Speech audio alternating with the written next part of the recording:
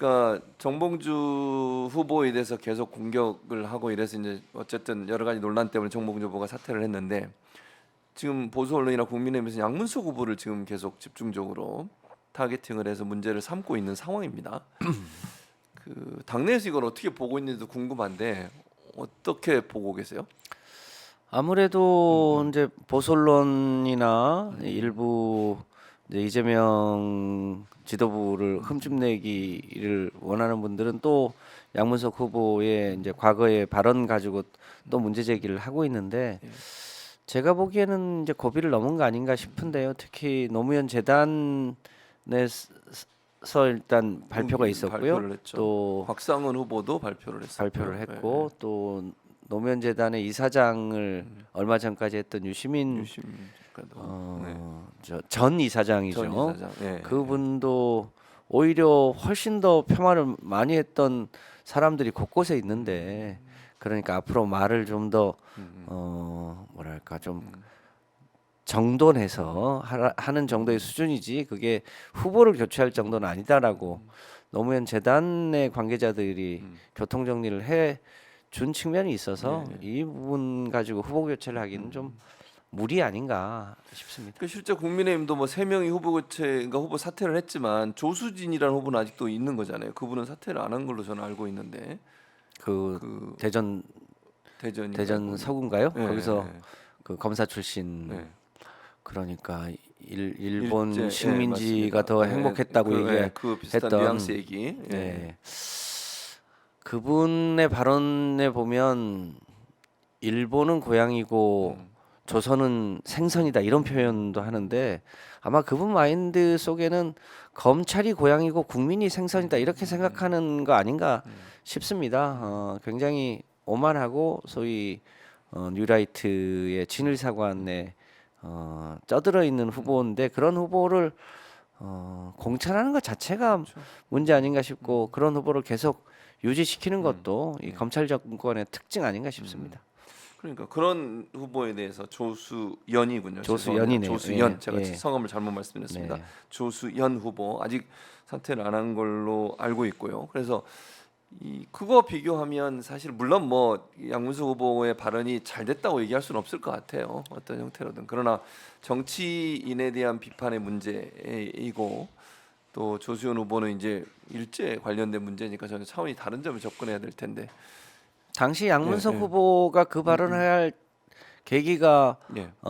당시 노무현 대통령이 한미 FTA를 FTA 추진할 관련해서. 때였다는 거 맞아요. 아닙니까? 그거에 대한 비판이죠. 네, 한미 FTA를 추진하는데 특히 소위 이제 진보 블록이나 시민사회 쪽에 아주 비판적인 입장이 그때 강했었거든요. 네, 맞습니다. 그래서 일부러 이제 뭐 노무현 대통령을 무슨 경포대라고 표현했던 당시 지금 이제 국민의힘 쪽 그런 표현도 있었고 시민사회 쪽에서도 한미 FTA가 적절하지 않고 한국의 서민들이나 농민들에게 심각한 타격을 줄 거다 이렇게 예측했던 분들도 당시 있었죠. 많이 비판을 했었죠. 네. 이제 그 일환이라고 보여지는데 특히 이제 정치를 하는 입장에서 보면 비판을 하더라도 표현하는 용어나 이런 건 조금 더 그렇죠. 정제해서 해야죠. 써야 네. 되는 거를 또 새삼 양문석 그렇습니다. 후보가 느끼지 않겠나 싶습니다. 그렇죠. 예. 뭐 그래서 그런 점으로 비교해 본다면 이제 공천이 마무리되는 단계니까 네. 어쨌든 전략 공천이든 일반 공천이든 이제 여기서 활동을 하셨으니까 네. 정리를 해보면 민주당의 공천을 어떻게 정의할 수 있을까요? 민주당의 공천은 이런 공천이었다 이렇게 정의를 한다면 실제로 이제 이재명 대표가 어느 날 밤에 새술은 새부대라는 표현을 썼잖아요. 예. 그게 어떤 의미일까? 저희로서도 참 예측하기는 어려웠는데 결국 권리당원들의 이 경선 과정에서 보여줬던 표심이 이번에 확인된 거 그렇죠. 아닙니까? 확인됐죠. 예. 이게 당의 주인이 누구인가를 확인하는 대표적인 일종의 혁신 공천의 과정이었다. 당의 주인은 국회의원이 아니라 당원이다라고 하는 것을 새삼 확인했던 공천 과정이었고요. 이제 그렇게 모인 이 당원들이 뽑은 민주당의 국회의원 후보가 국민들의 선택을 받을 거냐.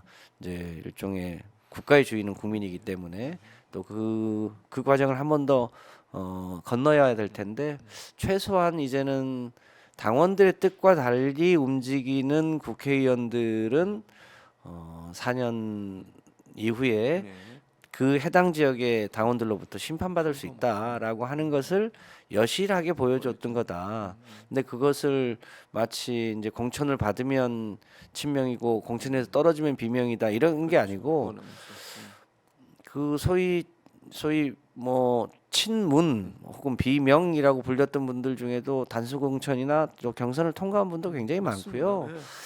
그래서 그런 저 대표하고의 친소 관계의 문제가 아니라 그가 어디에 있든 간에 얼마만큼 당원의 뜻과 당시에 소위 윤석열 검사 독재 내지는 김건희의 여러 가지 횡포 등등에 맞서서 열심히 싸웠느냐 그렇지 않았느냐가 주요한 판단의 근거였던 거 아닌가 싶습니다.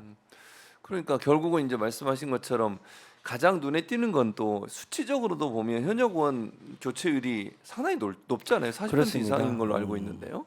몇 퍼센트 정도 되는 거죠? 저도 정확하게 세보진 못했는데 네. 그 서울에도 네. 상당수 네. 의원들이 교체가 교체됐고 됐어요. 호남은 뭐 거의 대부분 광주 호남 광주 같은 경우에 그렇죠. 오히려 이제 경상도 네. 지역의 우리 기존의 현역들은 이제 대부분 공천을 받았고요. 네. 수도권 지역에서도 안산 지역 같은 경우 대부분 교체됐죠. 용인 또 이런저런 네, 이유로 그랬죠. 본인의 불출마도 있었고요. 있었고 네. 이렇게 교체됐죠. 네. 뭐 그러니까 곳곳에서 굉장히 많은 다선 의원들과 또 경선 과정에서 초선 의원, 재선 의원들이 많이 교체가 돼서 민주당이야말로 그야말로 이 새로운 바람과 혁신을 한 대표적인 케이스고 반면에 뭐 국민의힘은 초반에는 뭐 조용한 공천 아니 돌려막기. 처음 구상 때만 해도 뭐 굉장히 혁신하고 막 그럴 것처럼 컷오프하고 얘기했죠. 뭐 네. 살생부가 돌고 막 그렇게 네, 했는데 네.